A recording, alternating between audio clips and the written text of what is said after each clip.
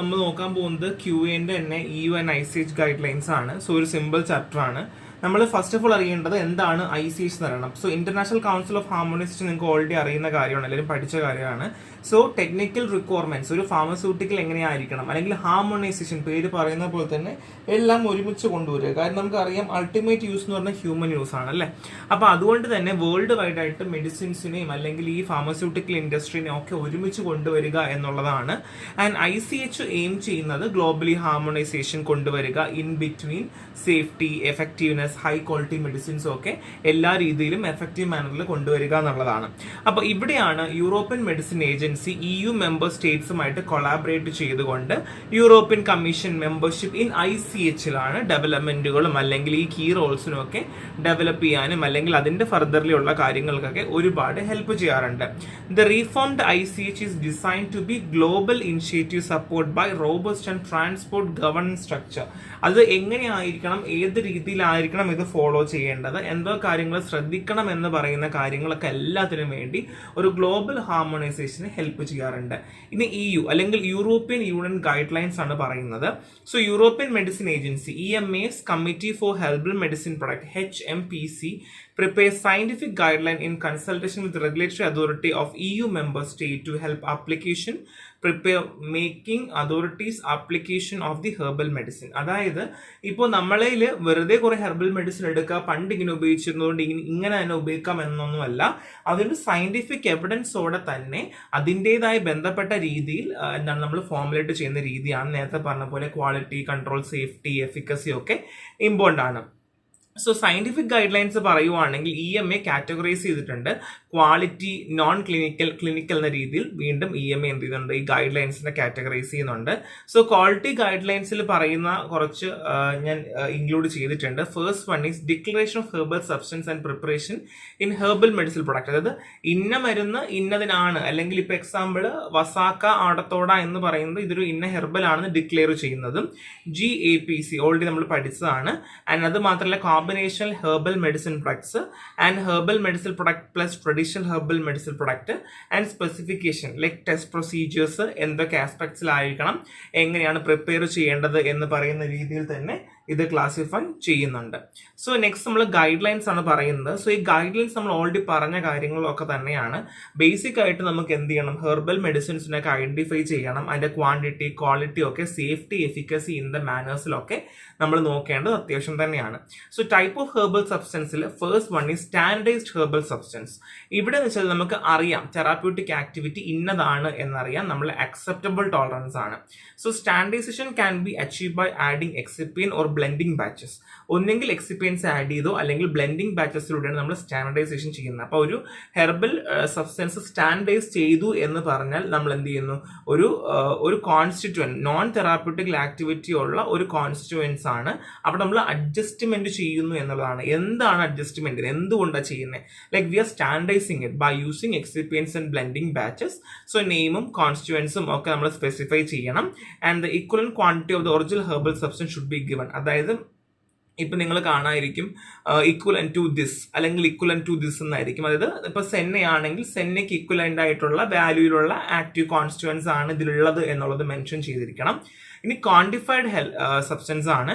Defined range of active constituents, ഇത്ര മുതൽ ഇത്ര വരെയുള്ള ആക്റ്റീവ് സബ്സ്റ്റൻസ് ഉണ്ട് എന്ന് പറയുന്ന പോലെ.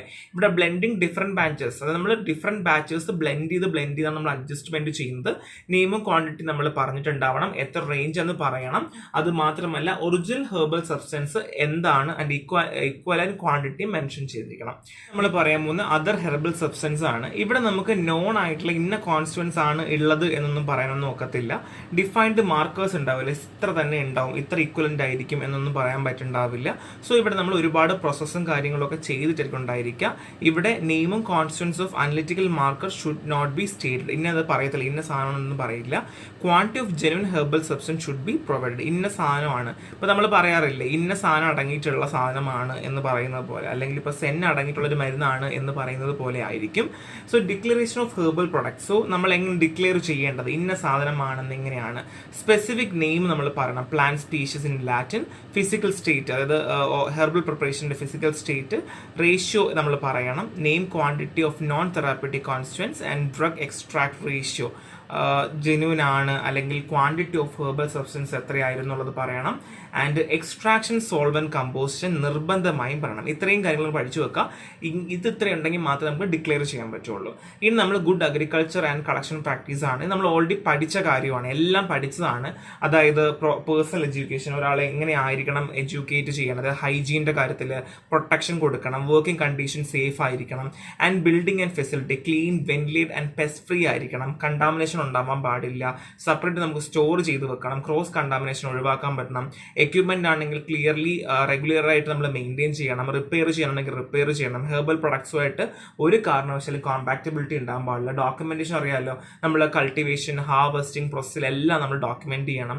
ഇനി കൾട്ടിവേഷൻ പ്രാക്ടീസ് ആണെങ്കിൽ ക്രോപ്പ് റൊട്ടേഷൻ ചെയ്യാം, ഫെർട്ടിലൈസേഷൻ മെത്തേഡ് പ്രോപ്പറായിട്ട് ഫോളോ ചെയ്യണം, നന്നായിട്ട് വെള്ളം ഒഴിക്കുക, ആൻഡ് പെസ്റ്റിസൈഡിന്റെ അളവ് കുറയ്ക്കുക. പിന്നെ ഹാർവെസ്റ്റ് ചെയ്യുമ്പോഴും ഒപ്റ്റിമൽ ടൈം ഉണ്ട്, ചിലത് നമുക്ക് രാവിലെ, ചിലത് വൈകുന്നേരം, ചിലത് സീസണൽ, അതുപോലെ നമ്മൾ നോക്കുക. പാക്കേജിങ്, സ്റ്റോറിംഗ് ആണെങ്കിൽ ഡ്രൈ ചെയ്യേണ്ടത് ഡ്രൈ ചെയ്യുക, പ്രോപ്പറായിട്ട് സ്റ്റോർ ചെയ്യുക, മൈക്രോബിയൽ കണ്ടാമിനേഷൻ ഉണ്ടാകാൻ പാടില്ല. Labelling must completely with regional and national regulation. So സ്റ്റേറ്റും ആയിട്ട് ചിലപ്പം ഒരു റെഗുലേഷൻ ഉണ്ടാവും, നാഷണൽ റെഗുലേഷൻ ഉണ്ടാവും. ഏത് റെഗുലേഷനാണ് നിങ്ങൾ ഫോളോ ചെയ്യുന്നത് അത് നമ്മൾ വെക്കേണ്ടത് അത്യാവശ്യം തന്നെയാണ്. ഇനി നമ്മൾ guide lines on the quality of combination herbal medicine product. നമുക്ക് കോമ്പിനേഷൻ ഹെർബൽ പ്രൊഡക്ട്സ് ഉണ്ട്, അല്ലെങ്കിൽ പ്രിപ്പറേഷൻസ് ഉണ്ടായിരിക്കും.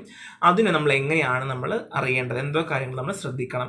Each herbal substance preparation should be individually identified. നമുക്ക് ഓരോന്നും ഇൻഡിവിജ്വൽ നമുക്ക് എന്ത് ചെയ്യാൻ പറ്റണം, ഐഡന്റിഫൈ ചെയ്യാനായിട്ട് പറ്റണം.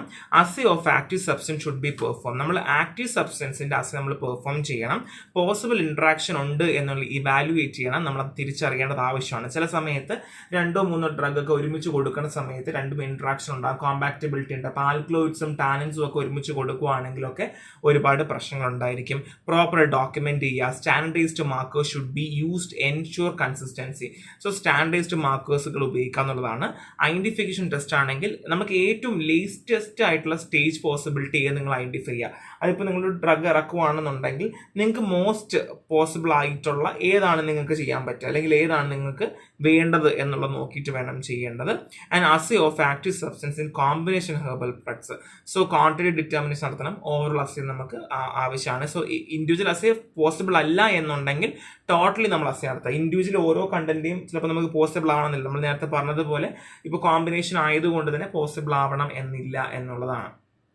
So quality control of herbal substance and preparations ആണ്. സോ ഇത് പ്രിപ്പറേഷൻ്റെ കാര്യത്തിലാണ് പറയുന്നത്. ഹെർബൽ സബ്സ്റ്റൻസ്, സോ ഓൾറെഡി എന്താണ് ഹെർബൽ സബ്സ്റ്റൻസ് നിങ്ങൾക്ക് അറിയാം അല്ല. അപ്പോൾ നമ്മൾ ഓരോന്നും സ്പെസിഫിക്കലി പറയേണ്ടത് അത്യാവശ്യമാണ്. And applies even if the applicant is not the manufacturer of the herbal substance. ചില സമയങ്ങളിൽ റീപാക്കിംഗ് ചെയ്യാറുണ്ട്, അല്ലെങ്കിൽ ഇപ്പം ഞാൻ തന്നെ മാനുഫാക്ചർ ചെയ്യണം എന്നില്ല, റോ മെറ്റീരിയൽസ് വാങ്ങിയിട്ട് ഞാൻ ചെയ്യേണ്ടാവുക. എന്നാൽ പോലും എന്ത് ചെയ്യണം, എന്ത് ഹെർബൽ സബ്സ്റ്റൻസ് നമ്മൾ പറയണം. ആൻഡ് ഈവൻ തന്നെ സ്റ്റാർട്ടിംഗ് മെറ്റീരിയൽ എന്താ ഉപയോഗിച്ചത്, ഫൈനൽ മെറ്റീരിയൽ എന്തൊക്കെയാണ്, അത് ടോട്ടലി ഉള്ള എല്ലാ കാര്യങ്ങളും നമ്മൾ മെൻഷൻ ചെയ്യണം. ഇനി by scientific binomial name like genus, species, variety, author, അല്ലെങ്കിൽ കീമോടൈപ്പ്, ഇങ്ങനെയുള്ള കാര്യങ്ങളൊക്കെ സ്റ്റേറ്റ് ചെയ്യണം. അല്ലെങ്കിൽ അതുമായി ആവശ്യപ്പെട്ടിട്ടുള്ള കാര്യങ്ങളൊക്കെ വാലിഡേറ്റ് ചെയ്യണം. ഇപ്പോൾ ബേസിക്കലി നമ്മൾ എല്ലാ സാധനവും ഉപയോഗിക്കുമ്പോഴും വാലിഡേഷൻ വളരെ അത്യാവശ്യമാണ്. അല്ലെങ്കിൽ ഇൻഫർമേഷൻസ് എല്ലാം പ്രോപ്പർ ആയിട്ടുള്ള രീതിയിൽ ചെയ്തു പോയിരിക്കണം എന്നുള്ളത് നിർബന്ധമാണ്. ഇനി കൺട്രോൾ പറയുവാണെങ്കിൽ സ്പെസിഫിക്കേഷൻസ് നിർബന്ധമാണ്. Like drug extraction ratio, extraction solvent ഉപയോഗിച്ചത്, ആക്റ്റീവ് കോൺ, നമ്മൾ നേരത്തെ പറഞ്ഞില്ല അത് തന്നെയാണ്. മൈക്രോബിയൽ പ്യൂരിറ്റി ഓൺ സ്റ്റോറേജ്, ഇങ്ങനെയുള്ള എല്ലാ കാര്യങ്ങളും, സ്റ്റെബിലിറ്റി എങ്ങനെയാണ്, അല്ലെങ്കിൽ നമ്മളിപ്പം സ്റ്റെബിലിറ്റി തന്നെ ജസ്റ്റിഫൈ ചെയ്ത് പറയണം. അല്ലെങ്കിൽ especially in the case where individual constant cannot be assayed separate. നേരത്തെ പറഞ്ഞതുപോലെ ഇപ്പോൾ നമുക്ക് സ്റ്റെബിലിറ്റി നമുക്ക് പ്രോപ്പറായിട്ട് ജസ്റ്റിഫൈ ചെയ്യാൻ പറ്റുന്നില്ല, അല്ലെങ്കിൽ പറ്റുന്നതിലാണെങ്കിൽ ഓക്കെ നമ്മൾ പ്രോപ്പറായിട്ട് എന്തെങ്കിലും സ്റ്റെബിലിറ്റി ജസ്റ്റിഫൈ ചെയ്യണം. ചെയ്യാൻ പറ്റാത്തൊരവസ്ഥ ഉണ്ടാകാം, മേ ബി ഒരുപാട് കമ്പോണൻസ് ഉണ്ട്, എല്ലാത്തിനും ഒരുമിച്ച് നമുക്ക് പറയാൻ ഒക്കത്തില്ല എന്നുണ്ടെങ്കിൽ നമ്മൾ എന്ത് ചെയ്യണം, നമ്മൾ പ്രോപ്പറായിട്ടുള്ള ജസ്റ്റിഫിക്കേഷൻ കോമൺ അസൈൽ കൊടുക്കണം. ഇനി വൈറ്റമിൻസും മിനറൽസും ഇഫ് ആപ്ലിക്കബിൾ ആണ് എന്നുണ്ടെങ്കിൽ അതും റെഗുലേറ്ററി കംപ്ലൈൻസ് ഒക്കെ കംപ്ലൈ ചെയ്യേണ്ട അത്യാവശ്യമാണ്. സ്റ്റെബിലിറ്റി ടെസ്റ്റ് എന്തായാലും ചെയ്തിരിക്കണം. ആൻഡ് എക്സിപ്പിയൻസിന്റെ കൺട്രോൾ, നമ്മളിതിൽ ഉപയോഗിക്കുന്ന എക്സിപ്പിയൻസും ഒക്കെ പ്രോപ്പർ ഗൈഡ് ലൈൻ ഫോളോ ചെയ്യണം. ആൻഡ് സ്റ്റാർട്ടിംഗ് മെറ്റീരിയൽസിന്റെ കൺട്രോൾ, ലൈക്ക് ഈവൻ ദോ നമ്മൾ ഉപയോഗിക്കുന്ന റോ മെറ്റീരിയൽസ് എന്തൊക്കെയാണ്, അല്ലെങ്കിൽ സ്പെസിഫിക്കേഷൻസുകൾ, ഐഡന്റിഫിക്കേഷൻസ്, മൈക്രോബിയൽ കണ്ടാമിനേഷൻ ലിമിറ്റുകൾ, ഹെവി മെറ്റൽ അനാലിസിസ്. കാര്യം മിക്കവാറും ഈ ആയുർവേദിക് പ്രിപ്പറേഷൻസ് അല്ലെങ്കിൽ ഡ്രഗ് പ്രിപ്പറേഷൻസിലൊക്കെ ഹെവി മെറ്റൽസ് ഒക്കെ ഉണ്ടാവാറുണ്ട്, അല്ലെങ്കിൽ പെസ്റ്റിസൈഡ് ഒക്കെ ഉണ്ടാവാറുണ്ട്, അല്ലെങ്കിൽ ഫ്യൂമിഗേറ്റ് റെസിഡ്യൂസ് ഒക്കെ ഉണ്ടാവാറുണ്ട്. കാര്യം നമ്മൾ പ്രോപ്പറായിട്ട് കളക്ട് ചെയ്തില്ല എന്നുണ്ടെങ്കിൽ തന്നെ. അപ്പൊ ഇങ്ങനെയുള്ള കാര്യം നമ്മൾ എന്തൊക്കെയാണോ അവിടെ പഠിച്ച പാരാമീറ്റേഴ്സ് അതുമായി ബന്ധപ്പെട്ട കാര്യം നിങ്ങൾ ഇവിടെ എഴുതണം. മനസ്സിലായി? ഇന്നത് കാരണം കിട്ടുന്നില്ല അല്ലെങ്കിൽ ഇന്നത് കാരണം കിട്ടുന്നില്ല എന്നുള്ള കാര്യങ്ങൾ പഠിക്കുക. ഇനി കൺട്രോൾ ടെസ്റ്റ് ആണെങ്കിലോ നമ്മൾ നേരത്തെ പറഞ്ഞതുപോലെ ക്വാളിറ്റേറ്റീവ് ക്വാണ്ടിറ്റേറ്റീവ് ഡിറ്റർമിൻ ചെയ്യണം, മാർക്കേഴ്സ് ഐഡന്റിഫൈ ചെയ്യുക, സ്റ്റെബിലിറ്റി ഐഡന്റിഫൈ ചെയ്യുക, പിന്നെ പ്യൂരിറ്റി അല്ലെങ്കിൽ കണ്ടാമിനേഷൻസ്, ക്രോസ് കണ്ടാമിനേഷൻ, ഇംപ്യൂരിറ്റി, ഇങ്ങനെയുള്ള കാര്യങ്ങളൊക്കെ നമ്മൾ ചെയ്യുക. സ്റ്റെബിലിറ്റി ടെസ്റ്റ് ആണെങ്കിൽ ഓൾറെഡി പറഞ്ഞതുപോലെ തന്നെ നമ്മൾ എന്ത് ചെയ്യണം, നമ്മൾ ഓരോന്നും എങ്ങനെയാണ് അല്ലെങ്കിൽ അത് സ്റ്റേബിൾ ആകുന്നുണ്ടോ എന്നുള്ള കാര്യങ്ങളാണ്. Stability of herbal substance or preparation must be demonstrate using fingerprint chromatogram. So നമ്മൾ ഫിംഗർ പ്രിന്റ് ക്രൊമാറ്റോഗ്രാംസ് വഴിയിലാണ് നമ്മൾ എന്തെങ്കിലും സ്റ്റെബിലിറ്റി ടെസ്റ്റിംഗ് എപ്പോഴും പറയുന്നത്. അപ്പൊ നിങ്ങൾ ഡിഗ്രിക്കാർ ശ്രദ്ധിക്കേണ്ട എന്താന്ന് വെച്ച് കഴിഞ്ഞാൽ ഒരൊറ്റ കാര്യം ശ്രദ്ധിക്കുക, നമ്മൾ എന്താണോ അതിന്റെ എന്തോ കാര്യം നമ്മൾ ചെയ്യണം എന്ന് പറഞ്ഞോ അത് തന്നെയാണ് എന്ത് ഇവിടെ നമ്മൾ എഴുതേണ്ടത്. അല്ലെങ്കിൽ ഇപ്പൊ നമ്മൾ എങ്ങനെ കളക്ട് ചെയ്യണം അല്ലെങ്കിൽ എന്തൊക്കെ ചെയ്യണം എന്നൊക്കെ നമ്മൾ പറഞ്ഞിട്ടുണ്ടായിരുന്നില്ലേ, അത് തന്നെയല്ലേ നമുക്ക് ഇവിടെയും സ്റ്റാൻഡേർഡ്സ് വരുന്നത്. കാര്യം അവിടെ എല്ലാം ഓക്കെ ആണ് അല്ലെങ്കിൽ അവിടെ എല്ലാം ക്വാളിഫൈ ആവുന്നുണ്ടെങ്കിൽ ഉറപ്പായിട്ട് നമ്മൾ ഉപയോഗിക്കുന്ന സാധനങ്ങളും ക്വാളിഫൈ ആകും എന്നുള്ളതാണ്. ഇനി ഫിംഗർ പ്രിന്റ് ക്രൊമാറ്റോഗ്രാം എന്താണ് അല്ലെങ്കിൽ എന്താണ് ഫിംഗർ ക്രൊമാറ്റോഗ്രാം എന്നുകൊണ്ട് ഉദ്ദേശിക്കുന്നത് വെച്ച് കഴിഞ്ഞാൽ ബേസിക്കലി നമ്മൾ എന്താണ് പ്യൂരിറ്റി അല്ലെങ്കിൽ നമ്മൾ എത്രത്തോളമാണ് സ്റ്റെബിലിറ്റി ഒക്കെ ഉണ്ട് എന്ന് പറഞ്ഞ് സ്റ്റെബിലിറ്റി എന്ന് പറഞ്ഞ് പ്രോപ്പർ സ്റ്റേബിൾ ആണ് എന്നുണ്ടെങ്കിൽ that means it does not contain any issues എന്നുള്ളതാണ്. സോ നമ്മൾ ഇവിടെ ഒരു അഡ്സോർബൻ മീഡിയ ഒക്കെ വെച്ചിട്ട് ലെയർ ഓഫ് കമ്പോണൻസ് വെച്ച് നമ്മൾ ക്രൊമാറ്റോഗ്രഫി ചെയ്യില്ല. ആ ഒരു ടെക്നിക്ക് തന്നെയാണ്, അതിന്റെ ഒരു അഡ്വാൻസ് വേർഷൻ ആണ് എന്നുള്ളത് മാത്രമേ ഉള്ളൂ. നമുക്ക് അത്രയും പഠിക്കണമെന്നില്ല, ജസ്റ്റ് മനസ്സിലാക്കി വെക്കുക ഒരു ക്രൊമാറ്റോഗ്രഫി ടൈപ്പ് ആണ് എന്നുള്ളതാണ്. സോ സ്പെസിഫിക്കേഷൻ ടെസ്റ്റുകൾ ഉണ്ട്, ഹെർബൽ സബ്സ്റ്റൻസിനും ഹെർബൽ പ്രിപ്പറേഷനും ഹെർബൽ മെഡിസിൻ പ്രൊഡക്ഷൻസിനും ഉണ്ട്. ഈവൻ റോ മെറ്റീരിയൽസ് ആണെങ്കിലും ഇൻ പ്രോസസ് ടെസ്റ്റിംഗിനാണെങ്കിലും പ്രോസസ് വാലിഡേഷനും സ്റ്റെബിൾ ടെസ്റ്റിംഗ് ഒക്കെ ചെയ്യേണ്ടത് അത്യാവശ്യമാണ്. ഇതൊക്കെ നമ്മൾ ഓൾറെഡി പഠിച്ച കാര്യമാണ്, റിപ്പീറ്റേഷൻ ആണ് കേട്ടോ.